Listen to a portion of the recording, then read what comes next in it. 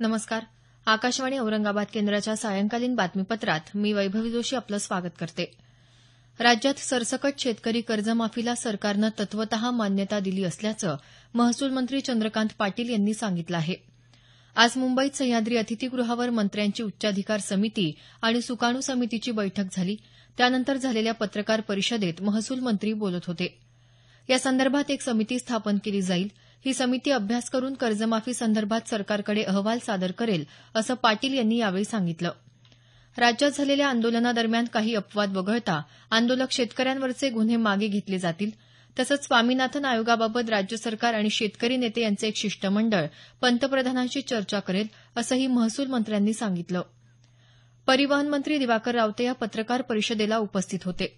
अल्पभूधारक शेतकऱ्यांना कर्जमाफी तत्काळ प्रभावानं लागू करत अल्पभूधारक शेतकऱ्यांना नव्यानं पीक कर्ज उपलब्ध करून दिलं जाईल असं रावते यांनी सांगितलं. शेतकरी संघटनांच्या सुकाणू समितीनं हा मुद्दा योग्य प्रकारे सोडवल्याबद्दल कृषीमंत्री पांडुरंग फुंडकर यांनी शेतकरी प्रतिनिधींचे आभार मानले. स्वाभिमानी शेतकरी संघटनेचे नेते खासदार राजू शेट्टी यांनी विधिमंडळाच्या येत्या अधिवेशनापूर्वी कर्जमाफीचा निर्णय घ्यावा, अन्यथा 25 जुलैनंतर आंदोलन करण्याची भूमिका स्पष्ट केली. फक्त शेतीवर अवलंबून असलेल्या शेतकऱ्यांनाच कर्जमाफी मिळावी, कर्जमाफीचा कोणीही गैरफायदा घेऊ नये या मुद्द्याला आपलं समर्थन असल्याचं शेट्टी म्हणाले. या पत्रकार परिषदेपूर्वी झालेल्या बैठकीला महसूल मंत्री चंद्रकांत पाटील, कृषीमंत्री पांडुरंग फुंडकर, परिवहन मंत्री दिवाकर रावते, अर्थमंत्री सुधीर मुनगंटीवार, जलसंपदा मंत्री गिरीश महाजन, तर सुकाणू समितीचे खासदार राजू शेट्टी, आमदार बच्चू कडू, शेतकरी संघटनेचे अध्यक्ष रघुनाथ पाटील यांच्यासह 35 प्रतिनिधी उपस्थित होते. जलयुक्त शिवार अभियानाला नागरिकांचा अभूतपूर्व प्रतिसाद मिळाला असून या योजनेसाठी 650 कोटी रुपयांचा जनसहभाग मिळाला असल्याचं मुख्यमंत्री देवेंद्र फडणवीस यांनी सांगितलं आहे. माहिती आणि जनसंपर्क महासंचालनालयाच्या मी मुख्यमंत्री बोलतो या कार्यक्रमात ते आज बोलत होते. राज्यात 11,000 गावं टँकरमुक्त झाल्याचं त्यांनी सांगितलं. शाश्वत जलसंधारण करणाऱ्या जलयुक्त शिवार योजनेची यापुढेही गावागावांमध्ये प्रभावी अंमलबजावणी करून संपूर्ण राज्य दुष्काळमुक्त करणार असल्याचं आश्वासन मुख्यमंत्र्यांनी यावेळी दिलं. आयआयटी जेईई परीक्षेचा निकाल आज जाहीर झाला. चंदीगडच्या सर्वेश मेहतानियानं देशातून पहिला क्रमांक पटकावला आहे.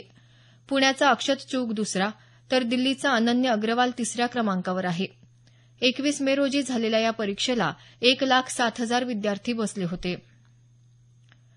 वस्तू आणि सेवा कर जीएसटी परिषदेनं 66 वस्तूंवरचा कराचा दर कमी करण्याचा निर्णय घेतला आहे.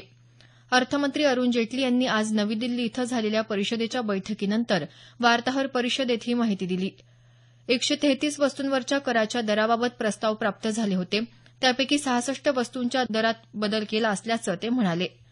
यानुसार आता काही खाद्यपदार्थांवर 12%, मधुमेहाच्या औषधांवर 5%, तर कम्प्युटर प्रिंटरवर 18% दरानं कर लागेल.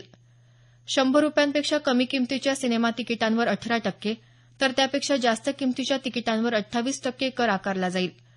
परिषदेची पुढची बैठक येत्या 18 तारखेला होणार असून त्यावेळी लॉटरी आणि ऑनलाईन बिलांसंदर्भात कराचे दर निश्चित करणार असल्याचं जेटली यांनी सांगितलं.